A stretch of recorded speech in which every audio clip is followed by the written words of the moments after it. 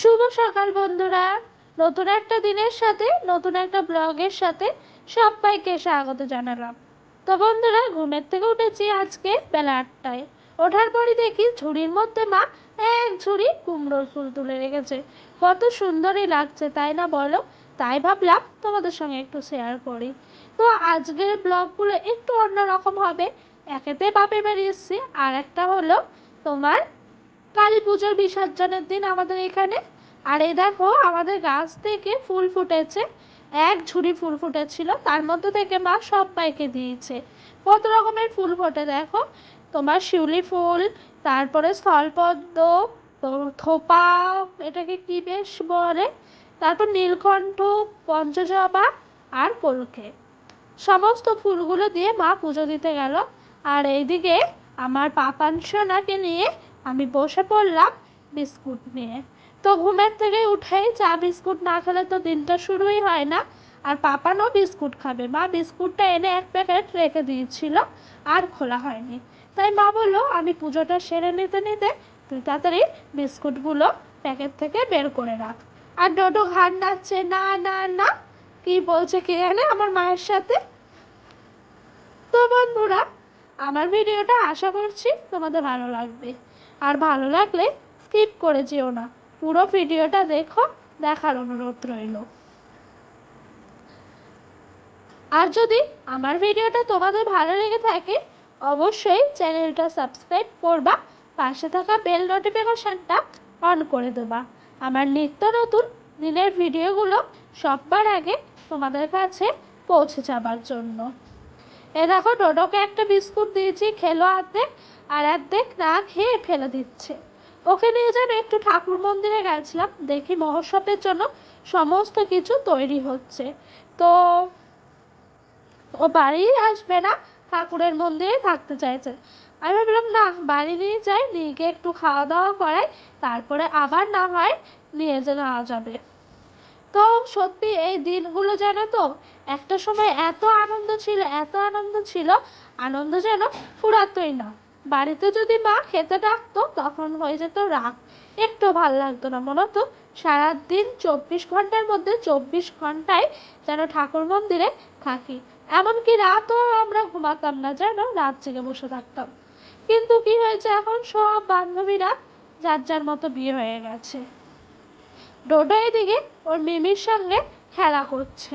তো এখানে হলো তুতুল, তারপর একটা রিমি ওর নাম, আর ডোডো খেলা করছে। সকালের খাবার নিলাম জানো তো, আলু সেদ্ধ, কাঁচা লঙ্কা আর ভাত। কারণ কি বলতো, সকালে কুমড়ো সেদ্ধ আর আলু সেদ্ধ দিয়ে আমার মা আজকে ভাতটা করেছে। ডোডো কুমড়ো সেদ্ধ ওকে খাওয়াবো, কিন্তু আমার আবার কুমড়োটা খেতে খুব একটা ভালো লাগে না। সেই জন্য কিন্তু আমি শুধু আলু সেদ্ধ নিয়েই ভাতটা মেখে ঘি দিয়ে ভালো করে খেয়ে নিচ্ছিলাম। আর এইভাবে আমার কিন্তু ফেনা ভাত খেতে খুব ভালো লাগে।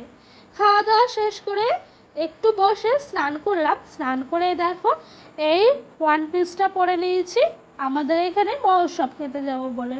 এই ওয়ান পিসটা যেন বিয়ের পরের বছর দেখো সববার কিনে দিয়েছিল জিনিসপত্র।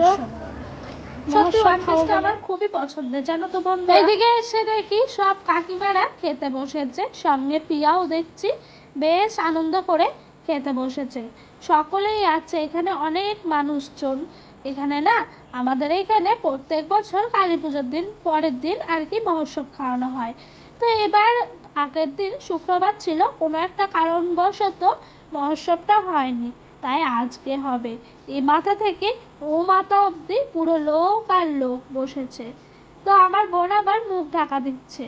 এদিকে ডোডোও খেতে বসেছে, ডোডোর পাতায় এক পাতা খিচুড়ি নিয়েছি। ও তো এখানে খেতে পারবে না, ওকে বাড়ি নিয়ে গিয়ে খাওয়াবো সেই কারণে। তো এই দেখো চলে এলো শেষ পাতে টক। টকটা কিন্তু অসাধারণ হয়েছিল। আমি মনে হচ্ছিল পুরো বালতির টকটা যদি আমাকে নামিয়ে দেয় তবুও শেষ হবে না। এই দেখো বালতিটা দেখেছো, তোমাদেরকে একটু দেখিয়েও দিলাম। এত সুন্দর হয়েছিল টকটা, পরেও কিন্তু মনে পড়ছে। সব সবজি দিয়ে তেঁতুল দিয়ে। আর ওই দিক দিয়ে দেখি ভাই পাঁপড় নিয়ে আসছে। তো টকটা এত ভালো হয়েছে বলে আমি আরেকবারও দিতে বললাম দাদাকে। শেষ পাতে পাঁপড় ভাজা খেয়ে কিন্তু আজকে সমাপ্ত হলো। ও হ্যাঁ, পায়েসও কিন্তু এর আগে দিয়ে গেছে। আর সব সবজি দিয়ে একটা পাঁচমিশালি তরকারি করেছে। খেয়ে দিয়ে পাড়ার মোড়ে বৌদি বান্ধবী সবার সাথে আড্ডা। আর আমার এই বোনটা দেখেছো, মুখে ঢাকা দিচ্ছে, ওর কিন্তু এবার নতুন বিয়ে হয়েছে, সব কিছুই ওর নতুন নতুন চলছে, সেই জন্য একটু লজ্জা পাচ্ছে। এই যে আমার কাকার মেয়ে, আর ওইখানে কাকি বসে আছে, আর ডোডো এদিকে ওর মিনির কোলে বসে বসে টাটা দিচ্ছে। তো দেখেছো ও কত এনজয় করছে। বাড়ির কাছে পুজো বলে কথা, এদিকে কিন্তু আমার মাও আছে আমার সঙ্গে। তো অনেক মজা করেই দিনটা বেশ কাটলো। আর ভাই কালকে এই নাচছিল, আজকেও আবার সেই একই। আমি এসে শুনলাম কালী পুজোর দিনও নাকি তার আগের দিন থেকে প্রচণ্ড নাচছে। আজকে 4 দিন চলছে, যেন ও নাচই থামছে না। তো তারপরে রাতের খাওয়া দাওয়া দিক দিয়ে মা আলু সেদ্ধ আর তোমার ভাত বসিয়েছিল।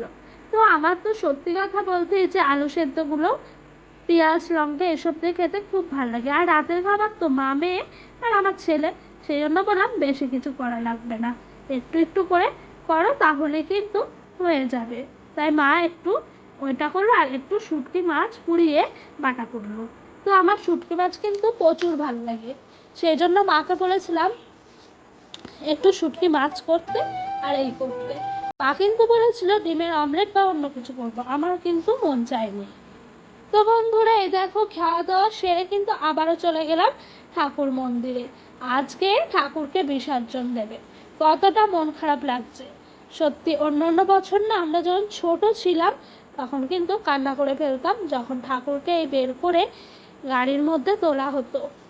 সব পাড়ার কাকারা মিলে একটু সেলফি নিচ্ছিল, দাদারা সব তোলে। সত্যি আমাদের পাড়ায় কিন্তু দুর্গাপুজো হয় না, কালী পুজোতে বেশ মজা করে আমরা দিনগুলোকে কাটাই। তো বন্ধুরা আশা করলাম তোমাদের ভিডিওটা ভালো লাগবে, আর কিন্তু অনুরোধ করছি স্কিপ করে যেও না। এবার কিন্তু সিঁদুর মাখামাখি চলছে, যে যাকে পারছে যেমন ভাবে পারছে গানে সিঁদুর মাখিয়ে দিচ্ছে। 8 থেকে 80 সবাই কিন্তু সিঁদুর মাখতে অনেক ভালোবাসি, এটাই বোঝা গেল। আর ঠাকুরের হাতে যে কদমাটা দেখেছো, ঠাকুরকে যখন বিসর্জন দেয় না, ওই কদমাটা কিন্তু নিয়েই চলে আসে, লাস্টে সবাই ভেঙে চুরে খাওয়া হয়। এদিক দিয়ে যারা যারা মাকে বিসর্জন দিতে যাচ্ছে তারা তারা কিন্তু সামনে গিয়ে চলে গেছে, আর যারা যাবে না তারা একটু পিছনের দিকে। আমারও গালে সিঁদুর মাখিয়ে ভর্তি করে দিয়েছে, মাকে মন ভরে দেখে নিচ্ছি সামনে বছর যদি না আসতে পারি সেই কারণে। মায়ের কাছ থেকে খড়গ চাঁদমালা সমস্তটাই নিয়ে নেওয়া হচ্ছে।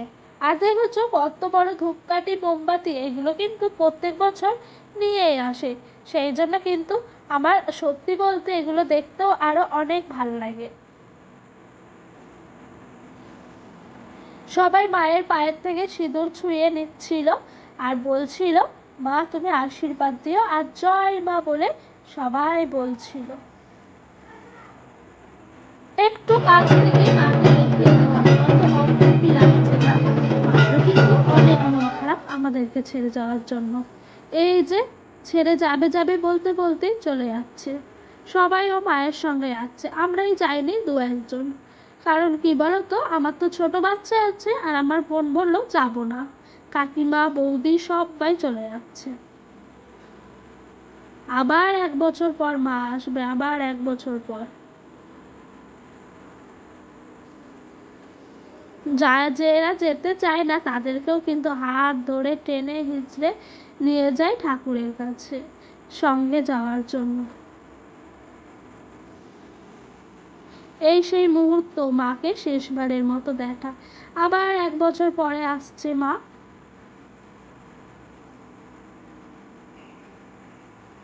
তো বন্ধুরা আজকের ভিডিওটা এই পর্যন্তই রাখলাম।